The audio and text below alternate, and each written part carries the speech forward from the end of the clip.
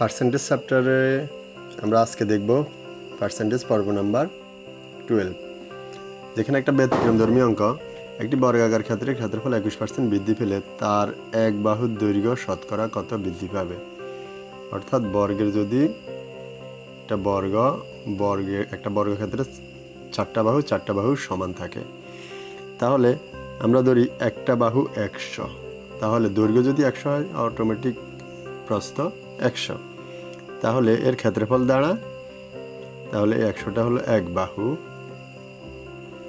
ক্ষেত্রফলটা দাঁড়ায় দৈর্ঘ্য গুণ প্রস্থ, অর্থাৎ এক বাহুকে বর্গ করলেই হয়, তাহলে এটা দাঁড়ায় 10,000।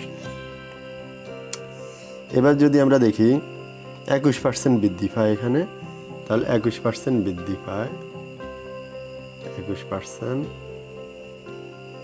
বৃদ্ধিতে আগে ছিল 10,000, এখন বৃদ্ধি পাবে 10,000-এর 21%, তাহলে দাঁড়ায় 10,000 প্লাস 21%টা হয় 21% করলে হয় 2100 টাকা, ইকুয়াল এটাকে আমরা যদি যোগ করি তাহলে আমরা দেখব এত টাকা। এবার আমরা যদি খেয়াল করি যে এর এক বাহুর দৈর্ঘ্যটা হবে,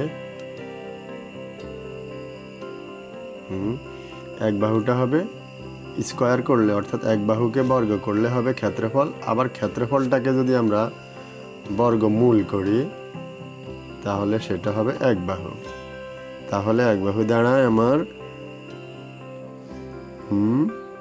110, তাহলে এক বাহু 110। একটু আগে আমরা দেখলাম এক বাহু ছিল 100, তাহলে 21% বৃদ্ধি হওয়ার কারণে সেটা দাঁড়ায় 110, তাহলে এক বাহু বৃদ্ধি পায়,